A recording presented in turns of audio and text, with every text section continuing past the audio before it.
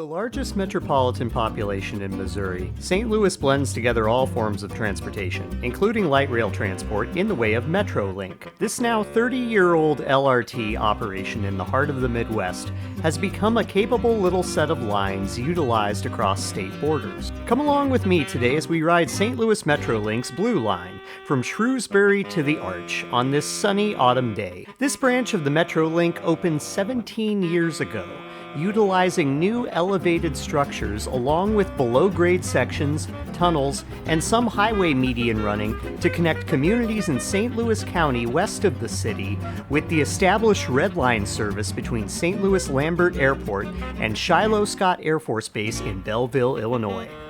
The Blue Line we're riding today sees its trains terminate at Fairview Heights Station in Illinois to make the return trip back here to Shrewsbury rather than running beyond all the way to Shiloh Scott. As we'll see on today's ride, the Blue Line has decent proximity to neighborhoods and commercial corridors. This LRT system runs exclusively on Siemens SD 400 and 460 LRVs. Along with Pittsburgh and one city in Venezuela, these train sets have an appearance that splits the difference between modern streetcar, bus, and LRV, operating within an exclusive set of a few cities around the world. With a disused stairwell at each end of the train's boarding doors, they could be used at stations without high platforms, though no stations presently exist in Metrolink. We'll be headed mostly north for several stations, leaving Shrewsbury and running through Maplewood prior to Brentwood, Richmond Heights, and Clayton, the central business district for St. Louis County.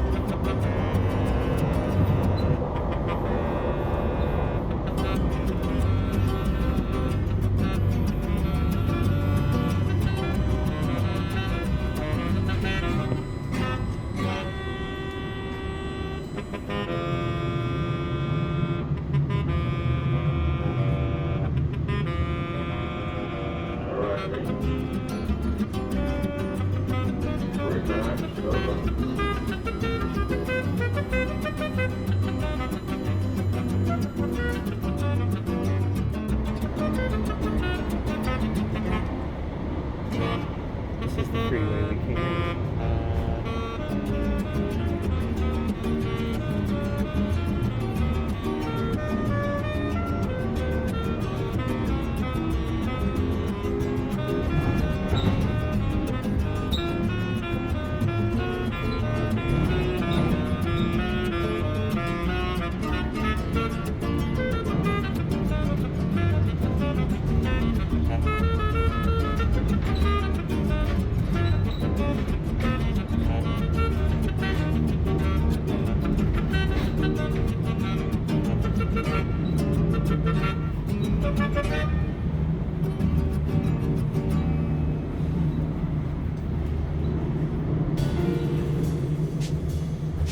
Turning east, the Blue Line now turns a variety of construction styles as it proceeds along a former Rock Island Railroad alignment that persists to Forest Park.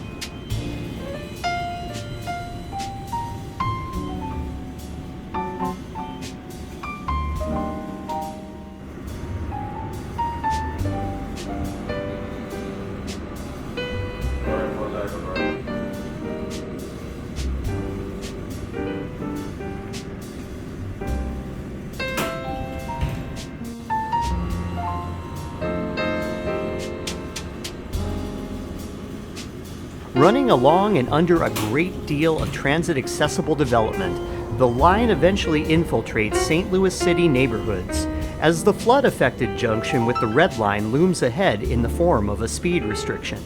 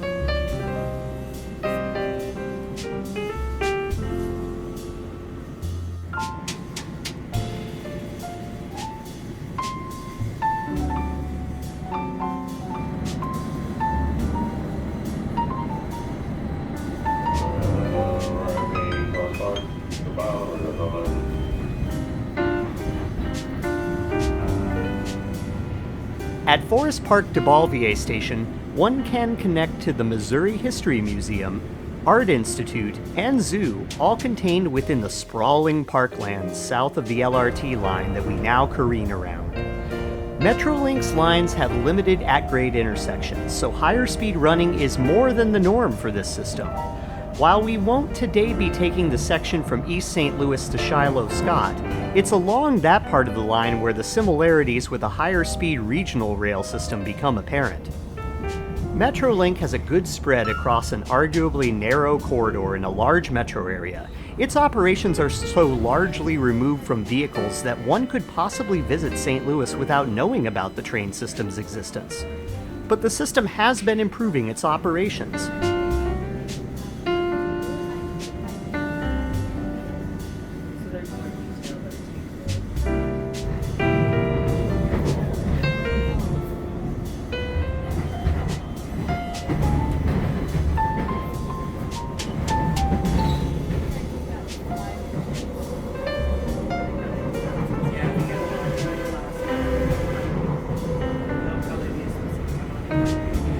Cortex is a newer station, just 5 years old. It appears to be at a business incubator type development with Microsoft looming at the station.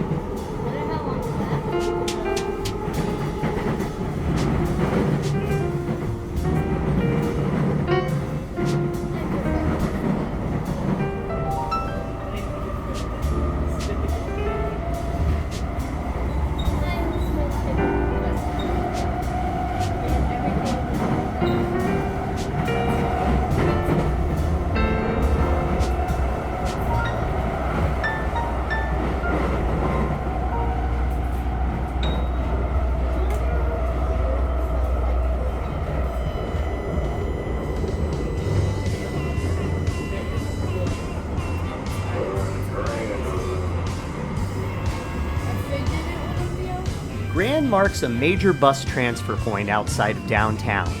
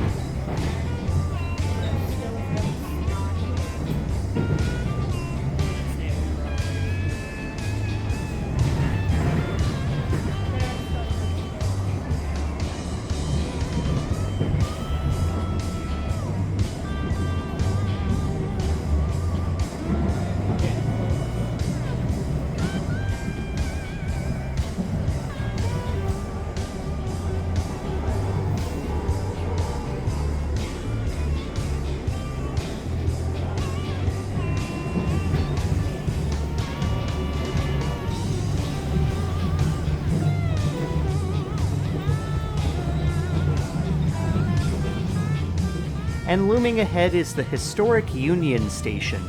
Our LRT station will be just adjacent to it. The intercity terminal at St. Louis for almost 50 years is now a public gathering place with a variety of food, entertainment, and shopping options, as well as a hotel on site. They also have parked there a variety of historic private rail cars.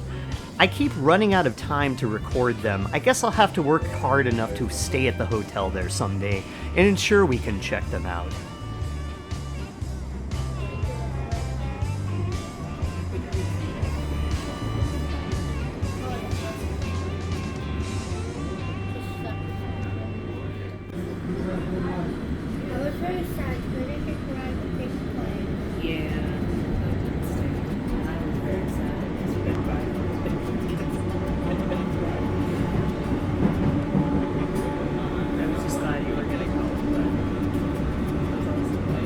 We alight inbound today at Civic Center Station as we were headed up to the City Museum for a day of strenuous lollygagging.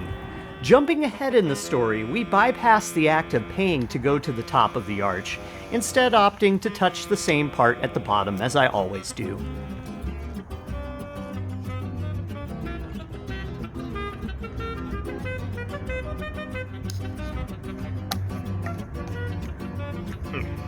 And then we walk to Laclede's Landing Station to pick up a westbound Blue Line train.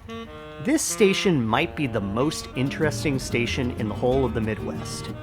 It was built in the early 90s as part of the original set of Metrolink stations.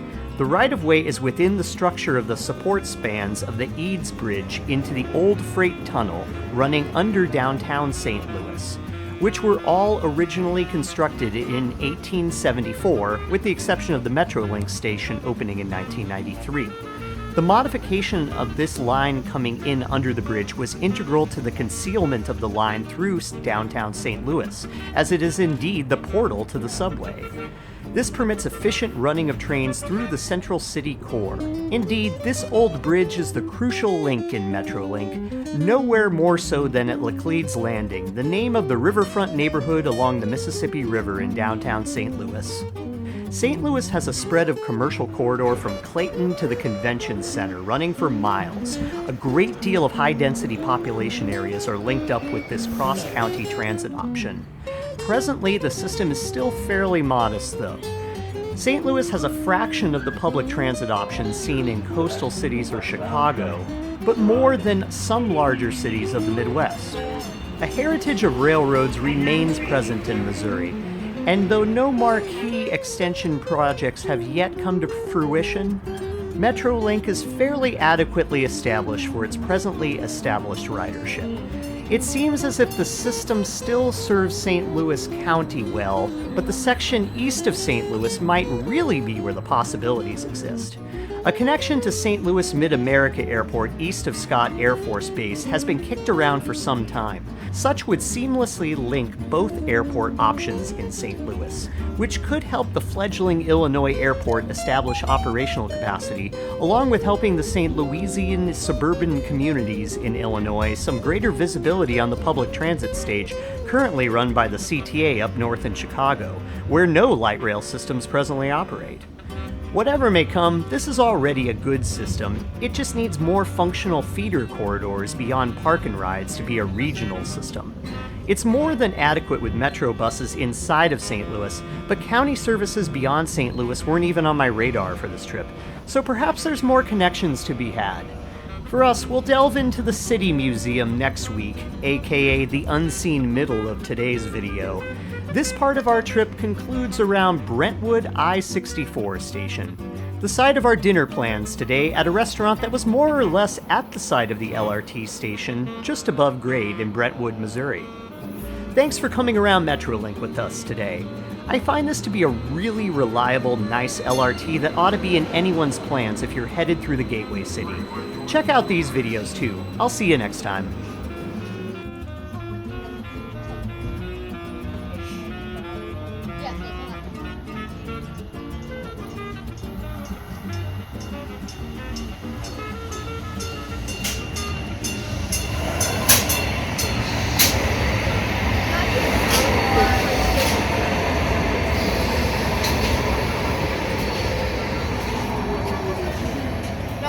see.